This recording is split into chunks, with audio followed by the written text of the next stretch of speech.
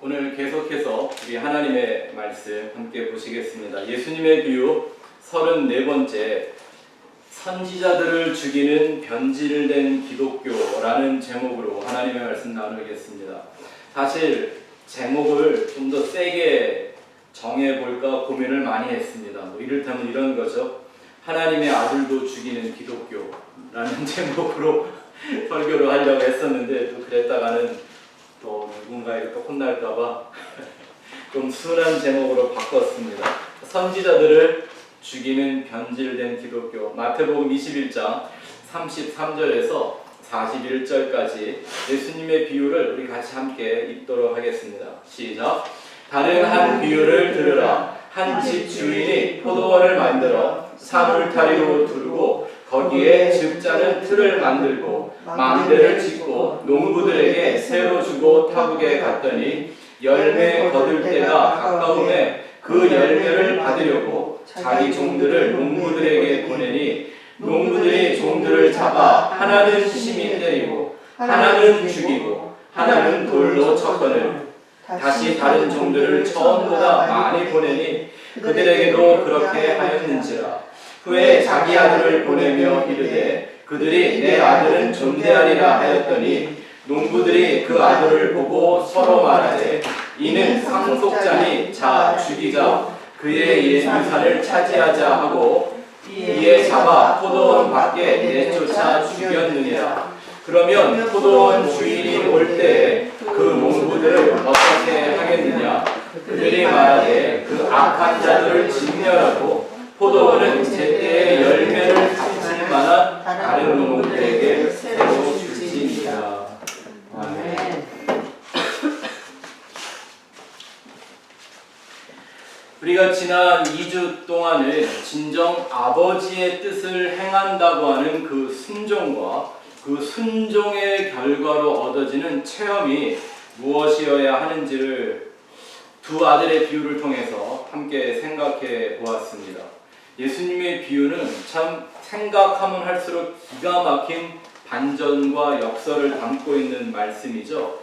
그 아버지가 포도원을 만들어 놓고 두 아들을 일하라고 보냈을 때 예 하고 대답은 잘했지만 결국 안 한 그 첫째 아들과 처음엔 노 하고 거부했지만 후에 결국 뉘우치고 아버지의 뜻대로 포도원에 가서 일한 자기 일을 다 마친 이 아들의 비유를 말씀했습니다.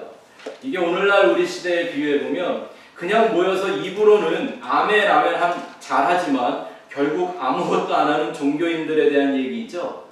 뭐 아멘을 했다 그러고 마음에 결심을 품고 그 일들을 행해내려고 하나님의 그 말씀과 뜻을 순종하려고 애쓸지도 모르고 아멘을 하는 순간만큼의 마음은 진심이었을지는 모르지만 결국 온전한 순종에 실패하는 교인들 얘기입니다.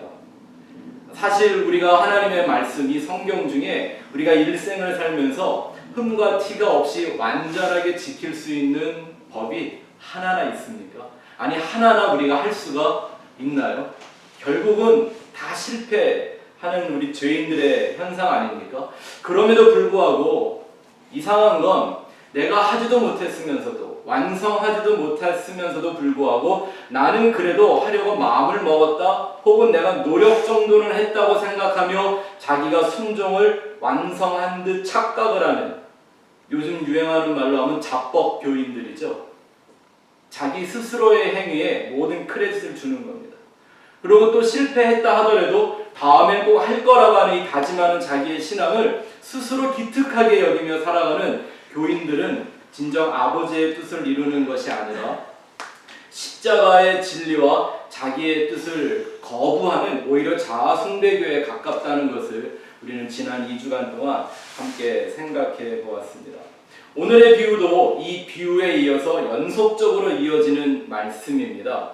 그 당시 유대교, 계속 말씀드리지만 이 유대교는 하나님이 아닌 다른 우상을 섬겼다거나 성경이 아닌 다른 경전을 신봉했던 사람들 아닙니다. 지금 우리가 가지고 있는 이 성경, 물론 그 당시는 구약만 있었겠지만 그 구약 성경을 근거로 한 신앙 가졌던 사람들이고요. 그 성경에 기록된 여호와 하나님을 믿었던 사람들입니다. 하나님을 얼마큼 잘 믿고 싶어 했냐면 십계명에 하나님의 이름 망령 때 일컫지 말라라고 했다고 해서 야훼라는 말을 소리도 내지 못할 만큼 하나님을 경외하며 두려움으로 섬겼던 사람들입니다. 성경을 손으로 필사하던 시대였는데 성경을 쓰다가 하나님 곧 여호와라는 단어만 나오면 그 이름을 더러운 종이로 더러운 몸으로 쓸 수 없다 그래서 가서 다시 목욕을 하고 붓을 새로 빨고 멋을 다시 새 걸 갈아서 하나님의 이름 여호와라는 이름을 한 글자로 썼던 사람들이 그 사람들입니다.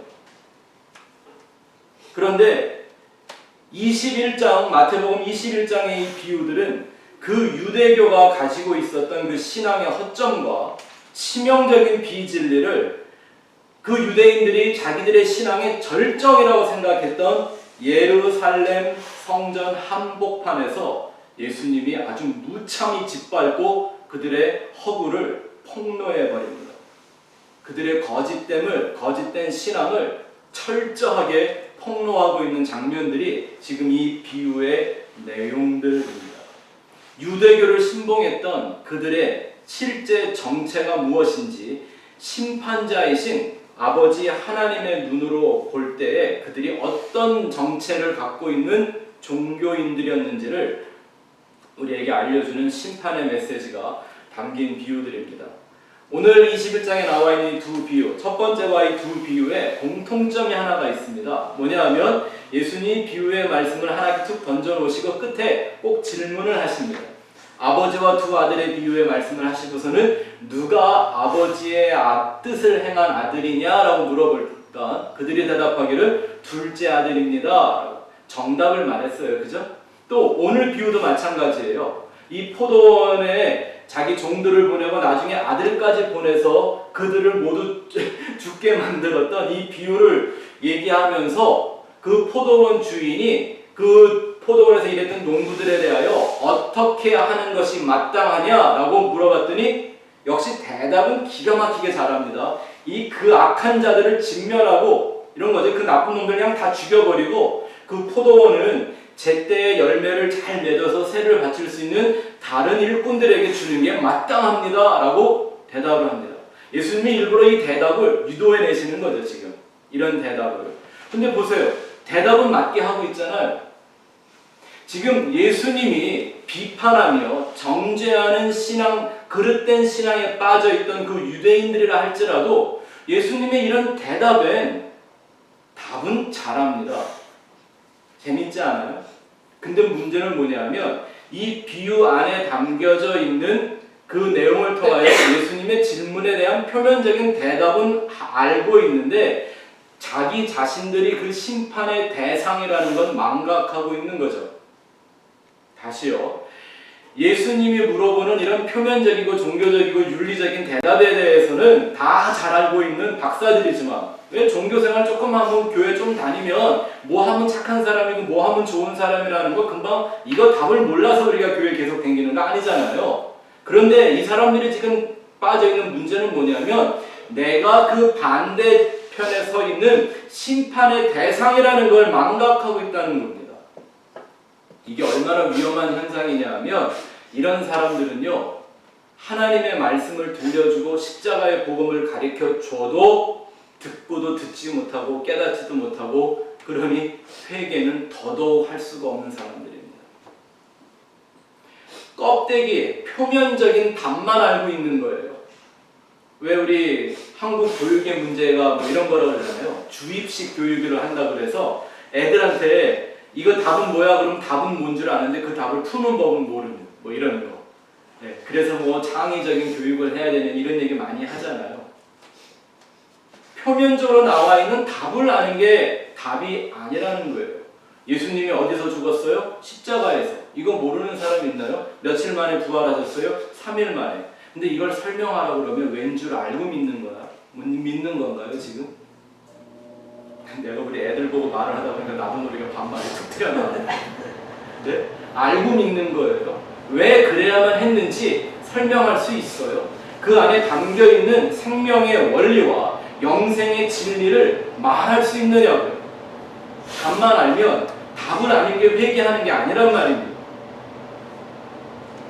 그런 건 뭐 종교적으로 조금만 배우면 하루 이틀이면 누구나 다 알 수 있는 것 아니지 않습니까? 이 지금 유대인들은 예수님이 너희들이 바로 하고 대답은 했지만 포도원에 가서 일하지 않은 그 첫째 아들이 바로 너희들이고, 아버지가 이 그 포도원의 주인이 자기의 종들을 보낼 때마다 다 때려 죽이고 아들까지 보내는데 그 아들까지 죽인 자들을 바로 너희다라고 얘기를 하는데도 불구하고 그건 생각지도 못해요. 이해하지도 못해요. 듣지도 못해요. 깨닫지도 못하는 거예요. 자신들의 그 죄악을 알지 못하는 상황 가운데 들어가 있는 거죠. 그러니 여러분, 표면적으로나마 자기의 죄가 무엇인 줄을 아는 사람들이 그나마 십자가의 은혜와 진리를 향한 회개의 첫걸음을 뛸 수가 있는 거예요. 누구처럼? 탕자같이. 지가 아버지 재산 다 뺏어갖고 가서 허랑방탕하고 잘 먹고 잘 놀 때는 몰랐겠죠. 근데 신세가 자기 인생이 험난해지고 미래가 보이지 않으니까 갑자기 깨달음이 오는 거예요. 뭐가 분명했기 때문에? 내 죄가 뭔지를 확실히 아니까. 둘째 아들 노하고 나가서 농땡이를 치다가 보니까 나한테 이 포도원을 물려주려고 계획하고 있는 그 아버지에 대한 내 마음이 너무 괘씸한 걸 그때 깨닫는 거죠. 죄가 분명하니까. 근데 예수님 말하는 이 첫째 아들들이 어떤 사람들이에요? 하고도 안 하고, 탕자의 비유에 나오는 그 첫째 아들은 도무지 아버지가 베푸는 은혜에 대해서 그냥 불만일 뿐인 거지 그 은혜가 뭔지를 생각조차 안 하는 아들인 거예요. 자기의 죄가 뭔지를 모르면 회개할 수가 없어요. 근데 반면에 죄가 무엇인지를 깨달은 사람들이 회개하게 되는 거죠. 그래서 로마서 5장에 보면 죄가 많은 곳에 은혜가 더했다라고 하는 겁니다. 자기의 죄와 하나님 앞에서 나의 그 불완전함을 겸손하게 인식하고 그 은혜 앞에 엎드리는 신앙이 아니면 그들 속에서는 진정한 십자가에 대한 신앙도 혹은 그 십자가의 신앙을 유지할 수도 없습니다. 성경을 열어도 예수가 보이지 않는 겁니다. 그저 이 성경에 있는 좋은 얘기들을 어떻게 써먹어서 내 인생을 복되게 만들까 밖에는 보이지가 않는 거죠. 오늘 이 주인의 종들과 아들까지 죽인 이 포도원 농부들의 비유를 통해서 우선 제가 전하고 싶은 메시지가 있습니다. 이 비유가 담고 있는 가장 우리에게 경고가 되는 메시지 중에 하나가 뭐냐면, 지금 우리가 살고 있는 이 시대 현대 기독교의 기복주의나 번영신앙이나 혹은 긍정의 힘 등을 전하는 비복음적인 내용들을 아주 정면으로 반박하고 있는 내용이라는 거죠. 왜냐하면 기복주의, 번영신학, 긍정의 힘 이런 것들이 전하는 메시지가 주제는 이런 거 아닙니까? 그냥 어쨌든 열심히 하나님 믿고 노력하고 긍정적으로 잘 열심히 살고 교회를 잘하고 좋은 사람 되면 결과적으로는 바람직하고 긍정적인 축복받아서 이 세상에서 잘 먹고 잘 살게 된다. 이거 전하는 거잖아요. 이거 목적으로 교회를 다니는 거 아닙니까? 근데 이런 사상들을 완전히 박살내는 게 지금 이 예수님의 비유입니다. 왜요? 아니, 하나님이 선지자들을 보냈는데 아버지가 이 종들을 보냈는데 그 종들이 하나님에 의해서 보내진 종들이 세상에서 잘 되는 게 아니라 가서 다 맞아 죽는 거예요. 네? 하나님이 이렇게 뽑아서 보냈다면 그 하나님의 종들 중에도 잘 나가는 종들 아닙니까? 하나님이 직접 보냈는데 선지자들인데, 근데 그들이 세상에 나가서 승리하는 게 아니라 오히려 형통하는 게 아니라 잘못된 인간의 욕망으로 타락한 인생들에게 맞아 죽는다고 나오는 거예요. 아니, 하나님의 섭리가 이런 거예요? 네, 그런 거예요. 이게 지금 기복주의, 긍정행 이런 것들이 말하는 것과 아주 얘기가 완전히 대조적이죠. 여러분, 흔히 기독교를 승리의 종교라고도 많이 부릅니다. 그죠? 그래서 특히 미국 교회의 설교를 듣다 보면 이 승리, 빅토리 혹은 빅텀이 되지 말고 빅터가 되라는 얘기를 무지하게 합니다. 아주 기독교를 승리의 종교라고 합니다. 우리 한국에도 이런 노래가 한때 굉장히 유행한 때가 있었어요. 승리는 내 것일세. 승리는 내 것일세. 불러본 기억나시잖아요? 들어본 기억나지 않으세요? 가사가 이래요. 승리는 내 것일세, 승리는 내 것일세, 구세주의 보혈로서 승리는 내 것일세. 내 것일세 승리만은 구세주의 보혈로 항상 이기네. 야, 이게 얼마나 좋은 노래예요. 아주 마치 나를 막 응원하는 것 같고요. 이 찬송 부르다 보면 막 내 안에서 뭔가가 이렇게 막 끌어올라오죠. 뭐. 한번 그래 해보자까지 또 뭐. 내가 이기지 못할 게 뭐가 있냐. 예수님의 보혈이 있다는데 내가 뭐 다 이겨버리지 마. 이렇게 노래를 하게 맞대요. 뭔가 막 홀려서 이런 노래를 부르는 때가 있었습니다. 근데 도대체 그 승리가 뭔 줄을 알고 그렇게 내 거라고 떠들며 노래했던 걸까요? 도대체 예수님의 보혈까지 그 피까지 동원해서 이기겠다고 쟁취하겠다고 하는 승리가 도대체 뭐였길래 그렇게 붙이고 장구치며 이 노래를 불렀던 걸까요? 제가 주일학교부터 아주 열심히 성경을 배우며 자라났던 아이였습니다. 주일학교를 가면 주일학교에 대해서 이렇게 해주는 성경에 대한 내용들이 뭐 애들이 십자가 얘기 이런 거 하면 어려워하니까 애들만 어렵다 이거 어른도 어려운 건데 애들한테는 더 어려우니까 애들이 맨날 듣고 이해하기 쉬운 얘기들만 해줘요. 그 대부분의 얘기들이 뭐냐면 성경에 나와 있는 승리의 아이콘들에 대한 얘기입니다. 그죠? 그래서 여러분 딱 승리 이렇게 하면 벌써 내 마음속에 딱 떠오르는 그 성경의 영웅들이 있지 않습니까? 이걸 뭐 대충 그냥 역사적으로 훑어보면 가장 유명한 얘기들 몇 가지만 보면 이런 거죠. 아브라함이 소돔과 고모라에 갇혀있는 롯과 자기 그 친척들을 구하기 위해서 훈련도 되지 않은 농부 318명 데리고 무기도 없이 곡괭이 이런 거 삽자로 이런 거 가지고요. 그 당시에 여러 민족의 연합군을 쳐부셨다라는 얘기입니다. 네? 그리고 그 부시고 돌아올 때 막 멜기세덱이라는 신비한 왕을 만나고 막 그 신비한 왕을 만나는 게 너무 좋아하고 아브라함이 11조 드렸다. 그 11조 드리는 신앙 니네가 가지면 무조건 승리한다. 이렇게 하나님이 너한테 그냥 승리를 막 가져다 줄 거다. 이렇게 가르치잖아요. 그래서 어릴 때부터 아주 11조 세뇌 교육을 막 시키죠. 또 뭐 유명한 얘기가 모세의 전쟁이죠. 모세가 두 손을 높이 들면 전쟁에 이기고 손을 내리면 전쟁에 지고. 그러니까 제일 많이 써먹는 게 뭐냐면 새벽기도 빠지지 마라. 그렇다고 새벽기도 올 때마다 두 손 들고 계속 기도시키는 것도 아니면서, 그죠? 이건 문자 그대로 받아들인다 그러면 우리는 손 내리고 살면 안 되네요. 맨날 들고 있어야 되나요? 여러분은 손 내리고 지금 예배하고 있는 건데요. 손 들고 예배해야지. 뭐 이런 얘기겠죠? 그냥 밑도 끝도 없이 그런 걸로 이렇게 영웅담을 만들어주는 거예요. 승리하는 영웅담. 여호수아와 그 백성들이 여리고를 그냥 뺑뺑 돌아가고 소리 한번 질렀더니 그 철벽 같은 여리고가 폭삭 무너졌더라. 그럼 어떤 사람들이 맨날 그 얘기 듣고 내가 사고 싶은 집 거기 주위에 가서 7바퀴를 돌고 무슨 사업체 그거 내 거 만들려고 7바퀴 돌고 어떤 사람은 심지어 교회 담임 목사 되겠다고 7바퀴를 돌기도 했대요. 별의별 얘기들이 다 나와요. 대학? 예? 네가 가고 싶은 대학 있으면 원서 넣어놓고 가서 7바퀴 보려고 별 소리들을 다 하는 거예요. 근데 이런 영웅담을 만들어 막 승리 얘기를 하는 거죠. 또 뭐 있나요? 뭐 기도원 사사 기도원 같은 300명 유명한 얘기잖아요. 예? 영화에 뭐 그 그리스 그 스파르타 300 그거 나오기 전에 진짜 300의 그 역사는 드라마는데 성경에 먼저 나와요. 기도원의 300명사요. 그죠? 이 300명이 몇 명을 죽였는지 아세요? 13만 5천을 하루에 다 죽여버려요. 상상이 되는 얘기인가요?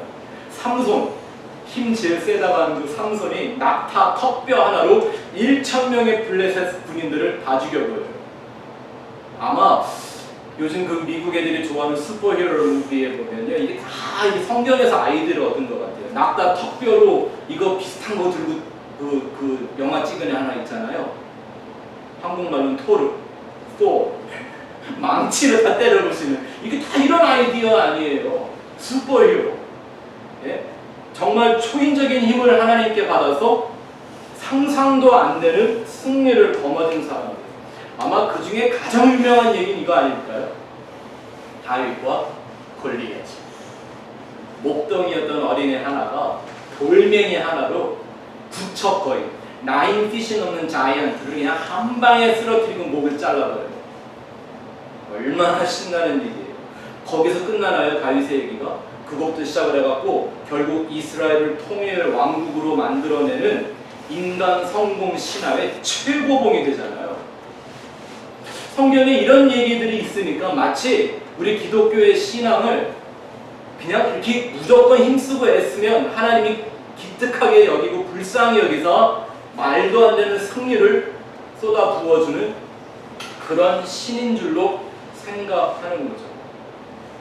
오늘날까지도 이런 역사적인 사건들을 갖고 하나님 믿고 순종하면 무조건 승리한다는 식의 기독교를 전하고 있습니다.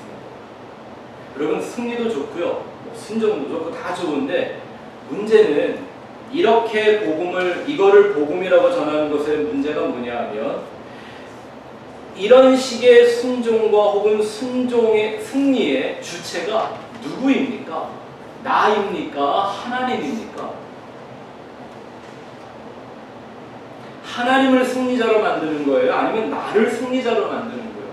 결국은 나의 승리, 나의 영광, 나의 형통, 나의 번영을 위해 하나님이라도 내 육신적이고 세상적인 싸움의 도구로 만들어버리는 거예요. 예수님의 보혈로 이긴대요. 자기의 인생의 성공을 위하여 예수님의 피마저도 무기 삼는 게 기독교일까요?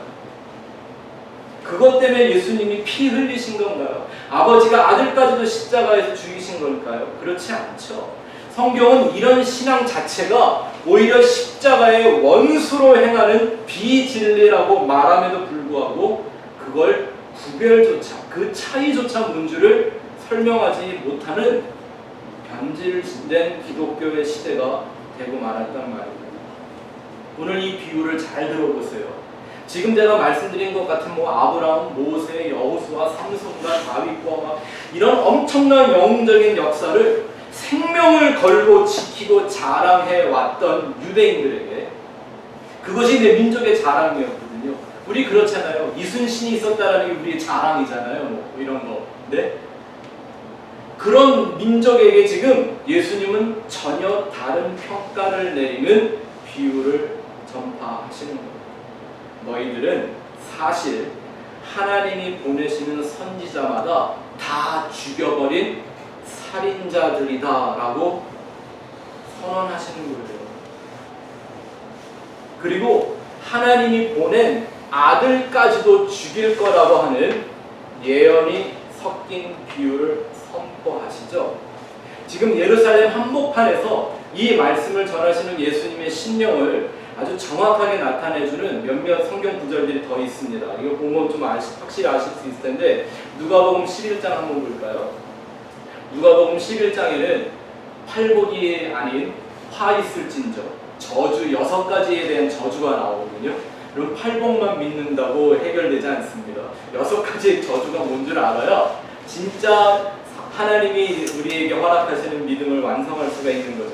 자, 그 중에 6가지 저주 중에 하나인데 누가복음 11장 47절부터 51절까지 같이 한번 읽어보자. 시작. 화 있을진저 너희는 선지자들의 무덤을 만드는도다.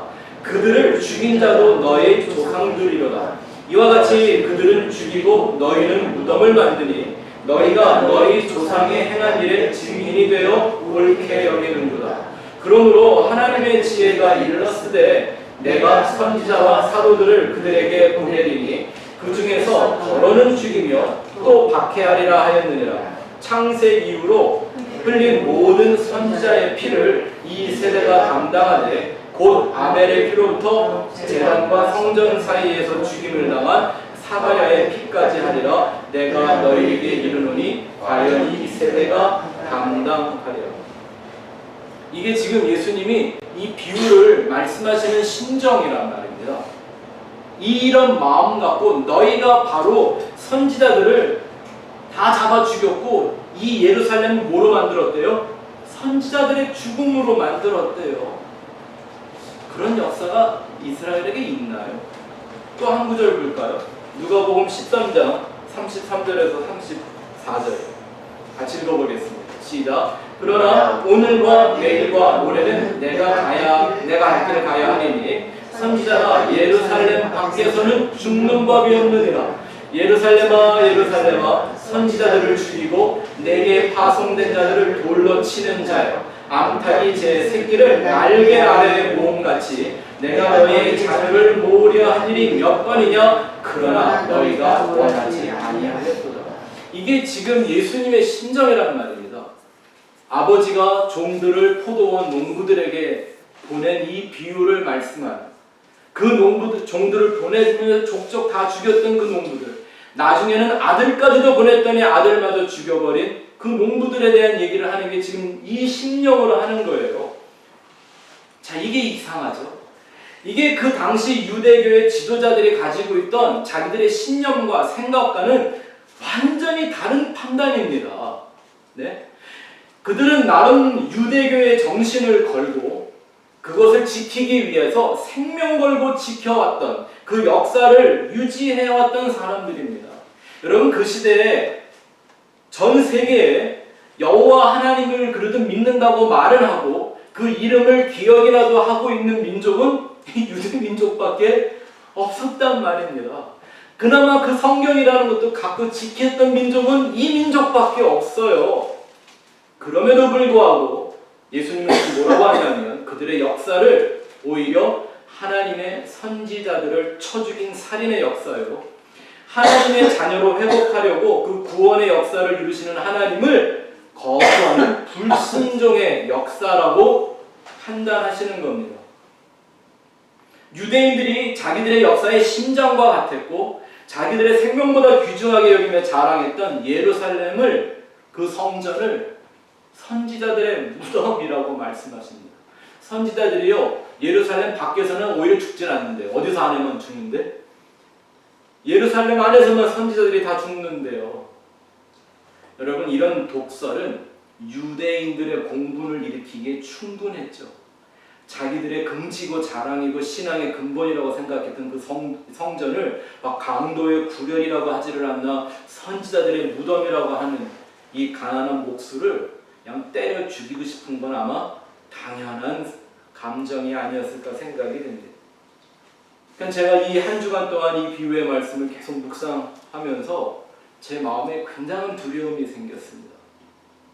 만일 주님이 이 시대의 교회와 현대 기독교의 역사를 어떻게 보시는지 정말 두렵고 떨리는 마음을 금할 수가 없었습니다.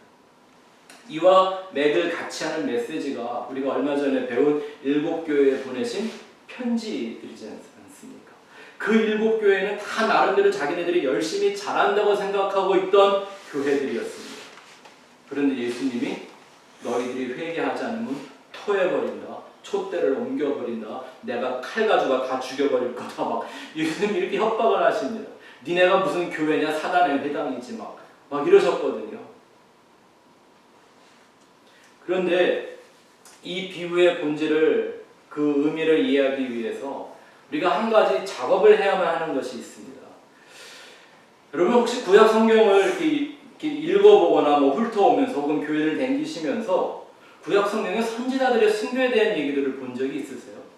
그런 얘기가 이렇게 뚜렷하게 나타나는 그런 기록이나 역사 기억나는 거 있으십니까? 네? 혹시 기억나는 이름 있으세요? 순교당한 선지자, 구약 성경 속에서. 이렇게 잘 없죠? 네? 걱정하지 마세요. 나는 성경 잘 모르는데 또 이상한 거 물어보네, 이렇게 생각하지 마시고요. 없으니까 하는 얘기예요. 그렇게 흔하지가 않아요. 더군다나 아벨을 선지자래요. 아니, 아벨이 무슨 선지자 노릇을 했나요? 아무 얘기도 없잖아요, 성경에.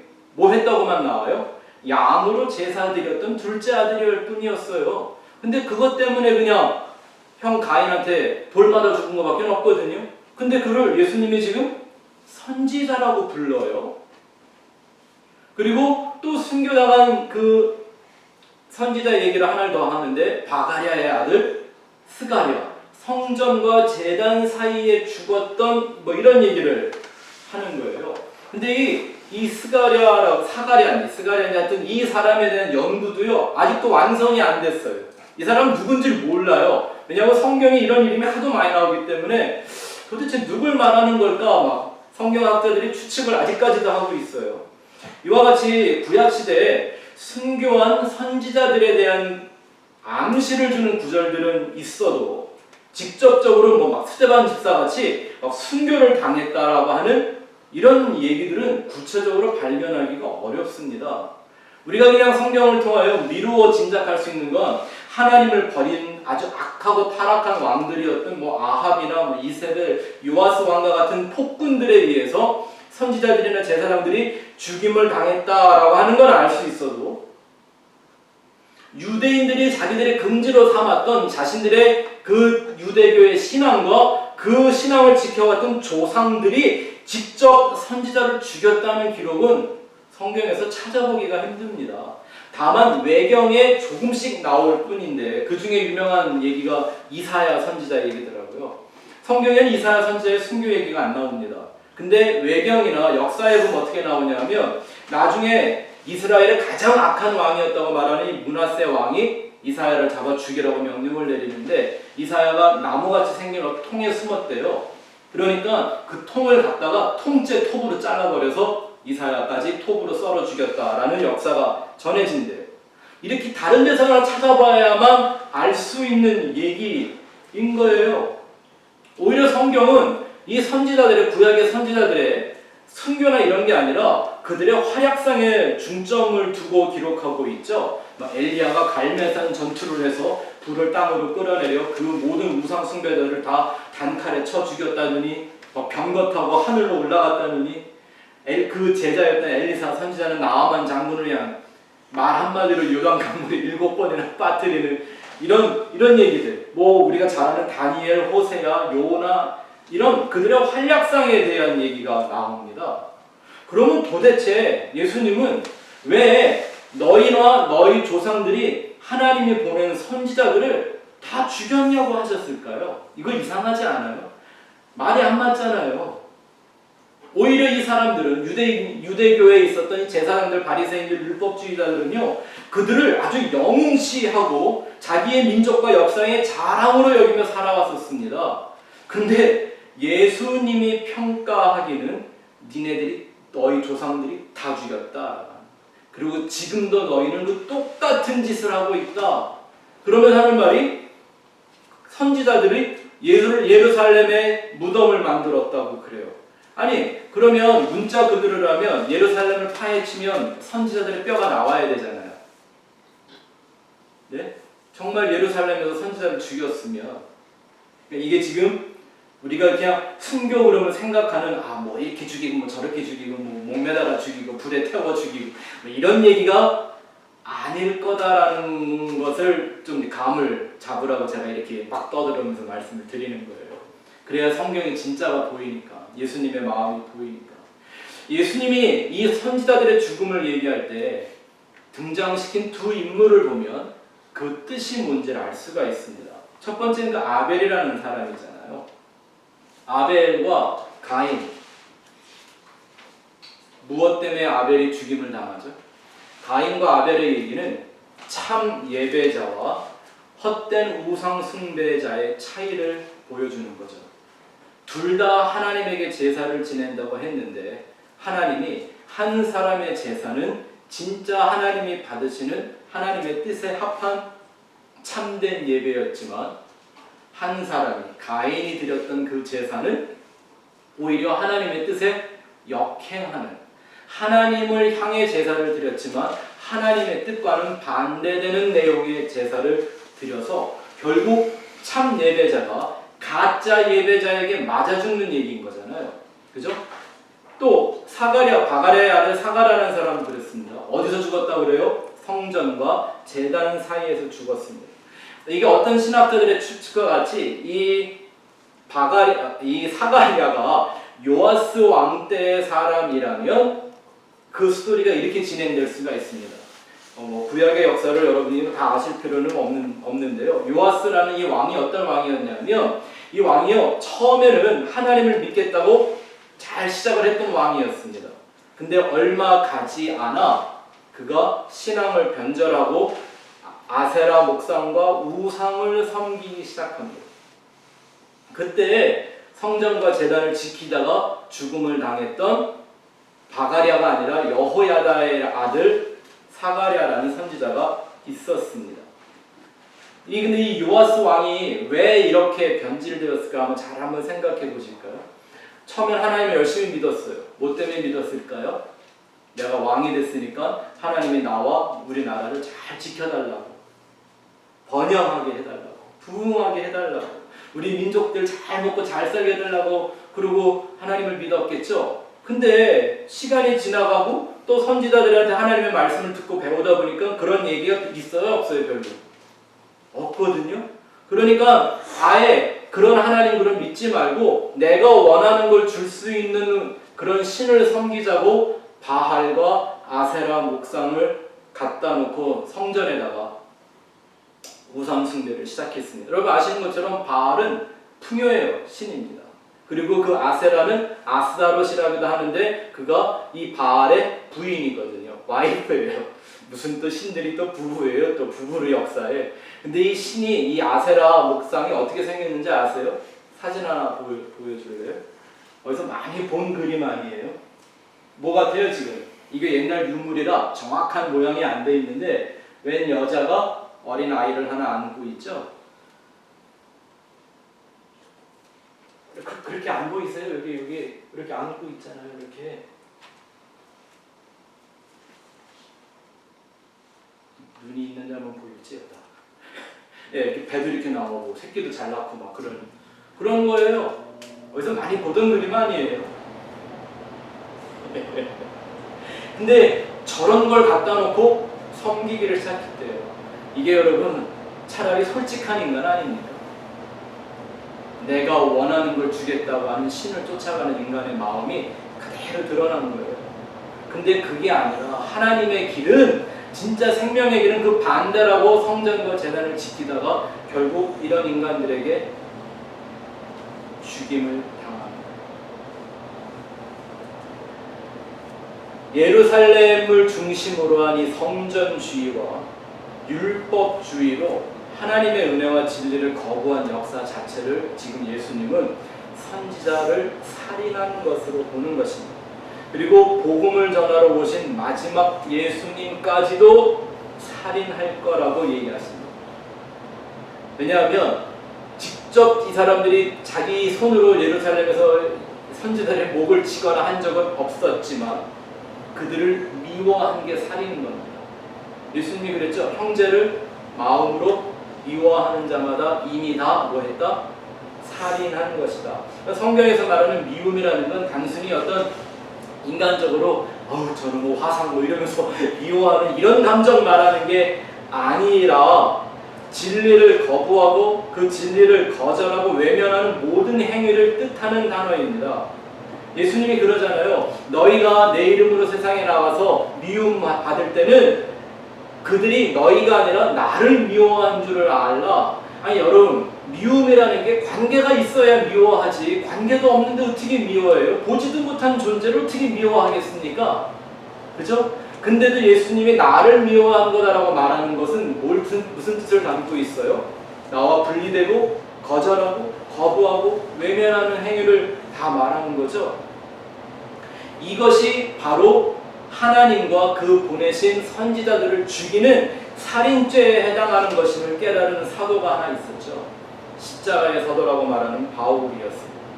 바울이 사울이었을 때는요, 예수나 스데반 같은 인간들을 죽이는 게 당연하다고 생각했던 사람입니다. 왜냐하면 율법주의에 근거하면 그들이 전하는 말, 뭐 나와 하나님은 아버지는 하나다, 뭐 이런 내 안에 하나님 있는 게 안 보이냐, 막 이런 이게 신성모독이라는 용서할 수 없는 가장 큰 죄를 범한 겁니다.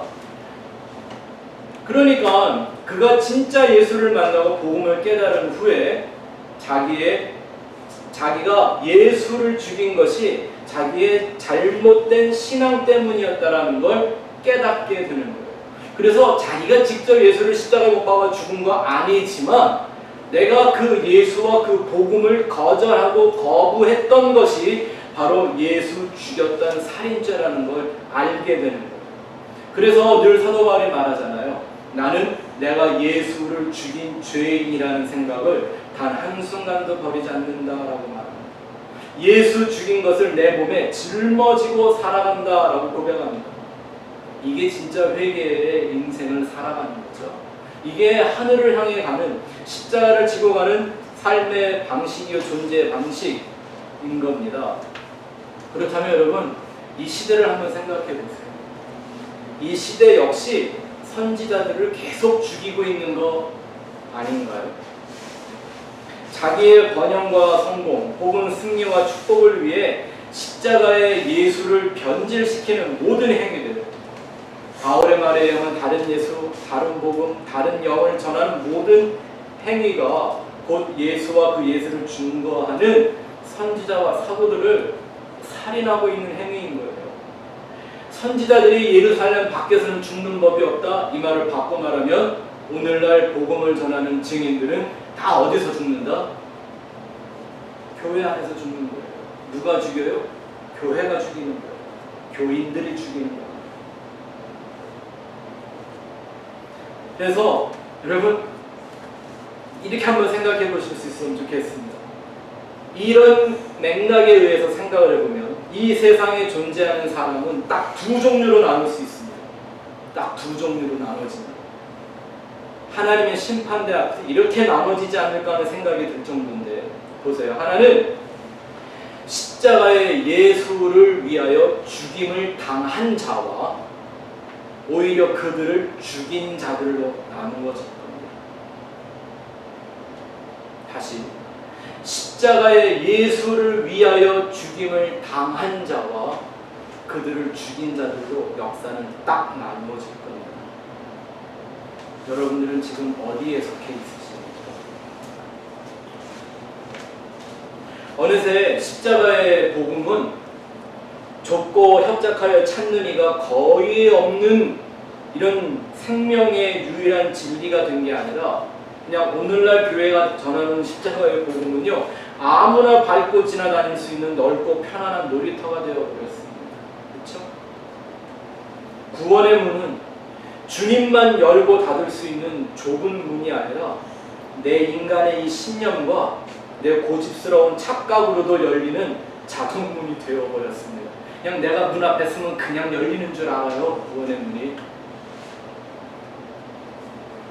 예수님의 이름 까닭에 너희가 모든 민족에게 미움을 받을 거라고 했는데, 오히려 요즘은요, 비행기를 타고 다니는 것도 모자라 TV와 인터넷으로 막 실시간에 방송을 하고 그걸로 광고 수익을 올릴 만큼 유명하고 인기 있고 사랑받는 스피커들이 오늘날 기독교 안에는 그냥 즐비합니다.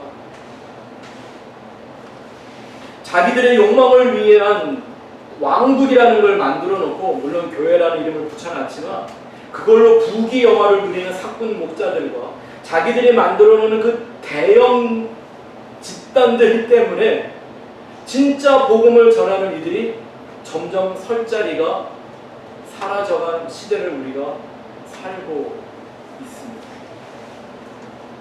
오히려 예수 그리스도의 그 피 묻은 복음보단 재미있고 유익한 세상 얘기가 판을 치는 교회가 됐습니다. 근데 진짜 십자가의 도만을 전하려고 하는 사람들은요, 뭐 여러분들이 보고 있는 것처럼 또 전해 듣는 얘기들처럼 설 자리도 없고 생존 자체가 쉽지가 않습니다. 돈의 힘에 밀리고 유명세에 밀리고 그들이 갖고 있는 인기에 밀리고 그들이 가지고 있는 큰 부동산의 힘에 밀리고 그들이 만들어내고 있는 화려한 예배당과 다른 다양한 프로그램들에 밀려서 십자가의 예수만 자랑하려고 하는 사람들이 설 자리가 점점 사라지는 겁니다. 여러분 오해하지 마세요. 제가 지금 여러분들 앞에서 하소연하는 게 아닙니다. 혹은 그들을 그냥 비판하려고 하는 말도 아닙니다. 그게 당연히 하나님의 섭리가 이루어지는 모습이라는 걸 강조하려고 하는 얘기입니다. 그렇게 되어 있도록 되어 있는 겁니다. 그것이 오늘 우리가 이 비유를 통하여 얻어야 되는 아주 중요한 깨달음입니다.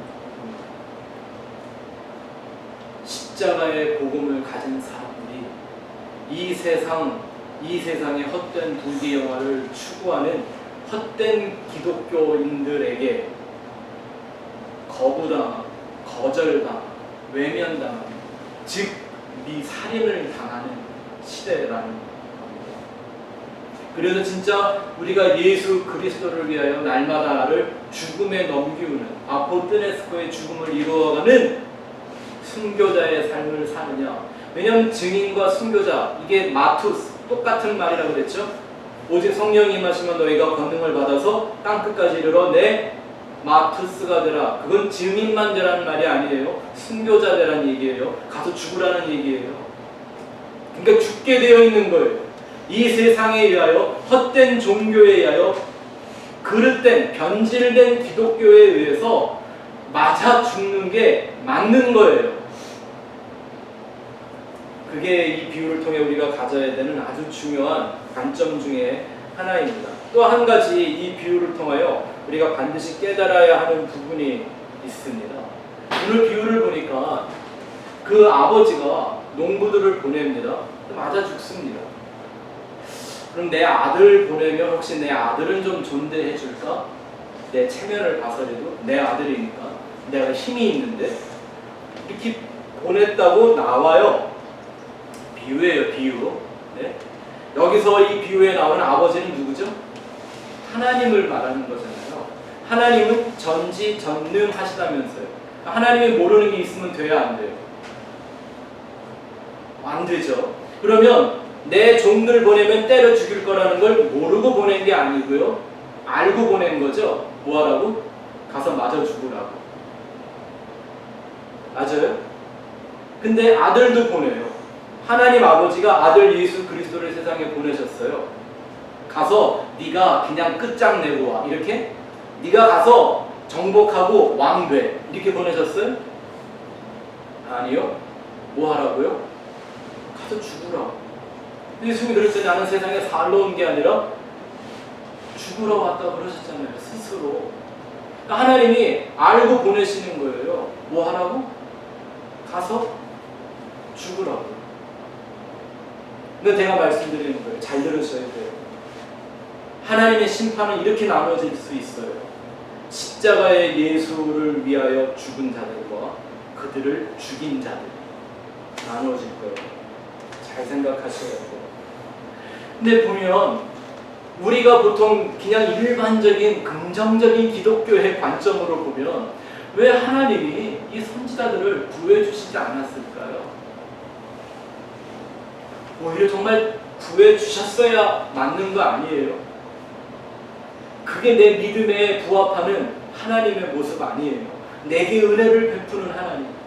골리앗 같은 이 거인 같은 태산 같은 문제가 내 앞에 닥쳐왔을 때라도 다윗과 같은 나에게 승리를 주시는 게 내 아버지 하나님 아니냐고요. 네? 도대체 318명 데리고 농부가 전쟁을 하고 있는데 두들겨 맞고 있는 것 같은데 눈 떠보면 다 사방이 죽어있고 나만 살아있고, 이런 식의 전쟁이 내 삶 속에서 나타나고 내가 승리자로 벌떡 일어설 수 있게 만들어줘야 하나님 아닌가요? 이 아버지가 종을 보냈는데, 주인이 종을 보냈는데 그 종을 때려 죽이려고 농부들이 그냥 하늘에서 벼락이 떨어져서 그냥 닫고 실려 죽어야 이게 진짜 하나님의 살아있는 역사 아닐까요? 왜 그 선지자를 죽게 그냥 내버려 두셨을까요? 심지어 자기의 아들마저. 여기 아주 중요한 메시지가 있죠. 하나님이 누군가를 부르시고 세우시고 보내시고 말씀이라는 진리를 깨닫게 하시고 그걸 증거하는 사명을 주시는 건 이 세상에서 승리하거나 번영하거나 유명해지라는 목적이 아니라 예수 위하여 가서 죽으라는 일입니다. 그거 하다가 죽는 게 맞단 말입니다. 제가 이 말씀을 준비하면서 한 주간 동안 저한테 제 인생에 하나님이 나한테는 제일 어려웠던 순간이라고 생각했는데, 아, 그때 하나님이 이래서 나를 내가 이기게 안 도와주셨구나라고 하는 섭리를 다시금 마음 깊이 깨달은 저의 싸움 두 가지가 있었습니다. 하나가 뭐냐면 얼마 전에도 말씀드렸던 중학교 2학년 때 깡패 아들한테 두들겨 맞을 때요. 저도 뭐 합기도 태권도 뭐 안 해본 운동이 없어서 어디 가서 맞지 않는 애였는데 뭐 여럿이 덤비니까 어쩔 수 없더라고요. 네. 근데 하나님 안 도와주시더라니까요. 그때 날 좀 도와줘서 그 몇 명 그냥 때를 눕히고 걔네들 그냥 훈계 딱 해서 담배 끊고 깡패집 그만두고 공부 열심히 하게 만드는 이런 학생들로 만들었다. 그러면 제가 얼마나 좋겠어요. 유명해졌겠어요. 그죠? 얼마나 내가 자신감이 있겠어요. 하나님에 대해서 역시 내 하나님이 다르지. 크고 위대한 하나님 이러고 살았을 텐데 저는 그것 때문에 하나님 버렸단 말이에요. 그뿐만이 아니에요. 제가 목회하는 중에도 내가 반드시 이기고 싶던 싸움 하나가 있었어요. 뭔지는 말씀을 제가 드리지 않겠는데 그 싸움만큼은 이겼어야 했던 싸움인데도 하나님이 안 도와주셨어요. 그게 제 마음이 이렇게 풀리지 않는 궁금증 같은 것 중에 하나였었는데 한 주간 동안 이 말씀을 생각하면서 그렇지. 하나님은 나를 이기라고 보낸 게 아니라 가서 그냥 예수 이름 위하여 죽는 자 되라고 보낸 거지. 그 말씀이 마태복음 16장 말씀이잖아요. 여러분들이 이미 다 잘 알고 있는 말씀이라 제가 이 파워포인트 안 만들었어요. 그냥 들어보세요. 이에 예수께서 제자들에게 이르시되 누구든지 나를 따라오려거든 자기를 부인하고 자기 십자가를 지고 나를 따를 것이니라. 누구든지 제 목숨을 구원하고자 하면 잃을 것이요 누구든지 나를 위하여 제 목숨을 잃으면 찾으리라. 이 예수 계속 믿으실 거예요? 우리 여기 어린 학생들한테 물어보자. 이 예수 믿을 거니? 내가 예수를 위해 죽지 않으면 내 목숨, 내 영생 안 주신다는데 그래도 믿을 거예요? 잘 생각하고 결정해. 이게 쉽지 않은 길이다. 여러분, 기독교 신앙은 먼저 나를 위해 죽으신 그 예수를 영접하고 믿는 것으로 시작됩니다. 하지만 거기에 멈추지 않습니다. 그 믿음이 진짜 믿음이었다면 곧 내가 그 예수를 위하여 죽는 아포뜨네스코의 죽음을 이루는 신앙으로 완성되어져 갑니다. 그렇지 않으면 그거 기독교 아닙니다.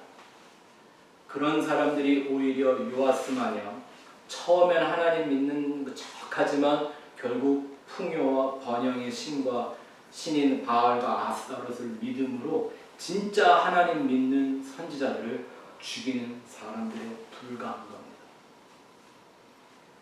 예루살렘이 선지자들의 무덤이었다면 오늘날 잘못하면 교회들이 자칭 예루살렘이라고 주장하는 교회들이 진짜 십자가의 증인들의 무덤일 수 있습니다. 십자가의 길은 둘 중 하나입니다. 하나님의 진리를 위하여 죽음을 당하는 선지자로 살 것인가 아니면 그들을 죽이는 자로 살 것인가. 이 비유의 말씀을 여러분들이 다시 한번 한 주간 동안 마음에 품고 살아가시기를 바랍니다. 나에게는 그 거룩한 순교의 죽음이 순종되고 체험되고 있는가? 아니면 거꾸로 그들을 죽이고 있는 사람이지 아니있는가? 기도하시겠습니다.